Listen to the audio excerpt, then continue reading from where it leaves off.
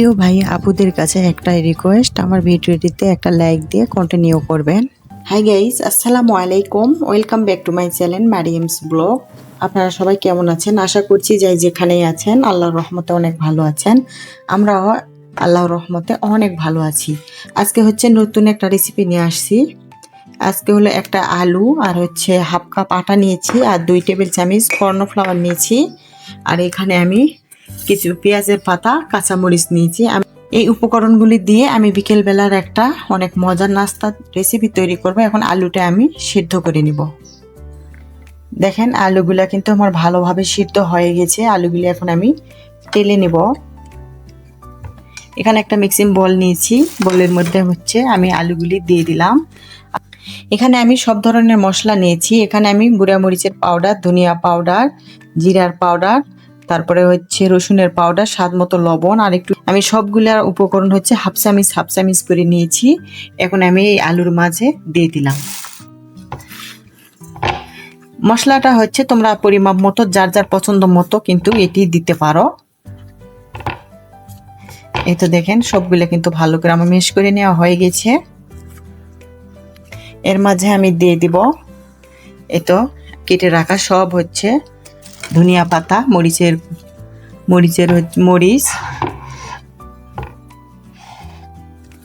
ধনিয়া পাতা, মরিচ আমি ছোট ছোট করে কেটে নিয়েছি। পেঁয়াজের পাতা ভালো করে কেটে নিয়েছি ছোট ছোট করে। এখন আমি সবগুলি উপকরণ ভালো করে মিশিয়ে নিচ্ছি। এই নাস্তাটা কিন্তু বিকেলবেলা চায়ের সাথে অনেকটাই জমে যায়। আবার বাচ্চারা কিন্তু অনেক মজা করে খেয়ে নিবে, কারণ অনেকটাই লোভনীয় এই আলুর নাস্তাটি। আমি এখন দিয়ে দিচ্ছি কর্নফ্লাওয়ার দিয়ে ভালো করে সবগুলি মিশিয়ে নিচ্ছি। এটি কিন্তু নাস্তাটা কর্নফ্লাওয়ার দেওয়ার কারণে কিন্তু নাস্তাটা অনেকটাই খাস্তা হবে। তোমরা যাদের বাসায় হচ্ছে কর্নফ্লাওয়ার নেই তারা কিন্তু এখানে চালের গুঁড়ি দিতে পারো, আটা দিয়েও কিন্তু তৈরি করে নিতে পারো। আমি এখানে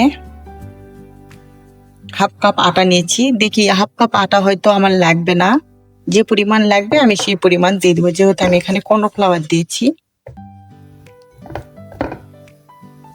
এটি কিন্তু সুন্দর করে একটা ভালো সুন্দর একটা সফট একটা হচ্ছে ডো তৈরি করে নিতে হবে।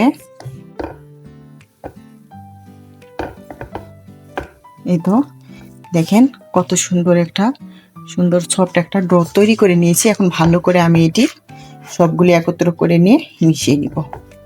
কিন্তু হচ্ছে হাফ কাপ আটা লাগে নাই, দেখেন এখানে কিন্তু এখনো অনেক পরিমাণ আটা আছে, যেহেতু কর্নফ্লাওয়ার দিয়েছি।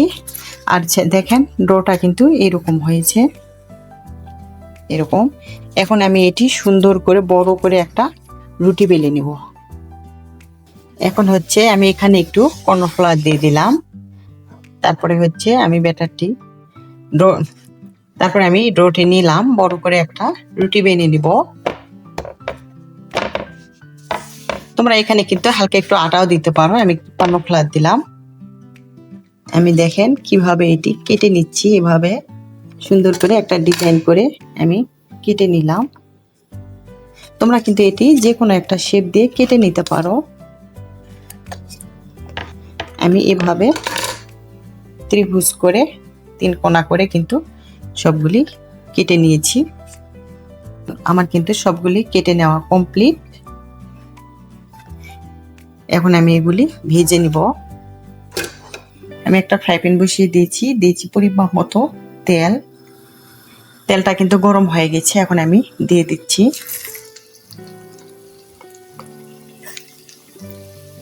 এটি কিন্তু মিডিয়াম টু লোয়ে রেখে কিন্তু ভেজে নিতে হবে, হাই হিট দিতে যাবেন না, তাহলে কিন্তু একদিকে কালার তাড়াতাড়ি চেঞ্জ হয়ে যাবে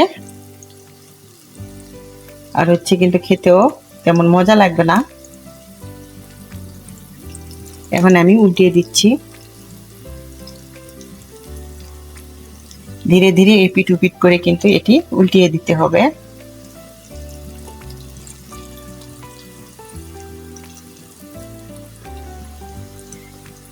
বিকেলবেলা চায়ের সাথে এরকম একটা নাস্তা থাকলে আর কিন্তু কোনো কিছুর প্রয়োজন হয় না। দেখতে যেমনটা লোভনীয়, খেতে মাশাআল্লাহ অনেকটাই দুর্দান্ত। নাস্তাগুলি কিন্তু আমার ভাজানো হয়ে গেছে, এখন আমি এগুলি উঠিয়ে নিব। দেখেন কত সুন্দর একটা কালার আসছে। এখানে আমি একটা অয়েল পেপার দিয়েছি, এখন আমি উঠিয়ে ওখানে রেখে দিচ্ছি। এখানে অতিরিক্ত যে তেলটা কিন্তু অয়েল পেপারে চুষে নিবে। একটু দূর এসেও যারা আমার ভিডিওটিতে একটা লাইক দিতে ভুলে গেছেন বা এখনো লাইক দেন নাই, প্লিজ প্রিয় ভাইয়া আপুরে একটা লাইক দিয়ে দিবেন। আর আমার চ্যানেলে আমার ভিডিওটি যদি কোনো এক অংশ ভালো লেগে থাকে বন্ধুদের সঙ্গে শেয়ার করে দিবেন। আর আমার এরকম সহজ সহজ রেসিপি পেতে আমার চ্যানেলটি সাবস্ক্রাইব করে সবাই আমার পাশেই থাকবেন। যারা এই কাজগুলি করেছেন সবাইকে অসংখ্য অসংখ্য ধন্যবাদ। আমার কথাবার্তার মাঝে যদি কোনো ভুলভ্রান্তি হয়ে থাকে সবাই আমার সুন্দর দৃষ্টিতে দেখবেন।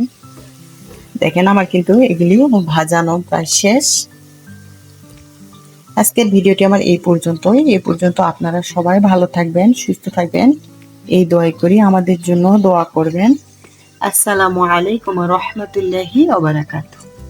আবার আসবো নতুন একটা রেসিপি নিয়ে। এই পর্যন্ত সবাই ভালো থাকবেন। আল্লাহ হাফেজ।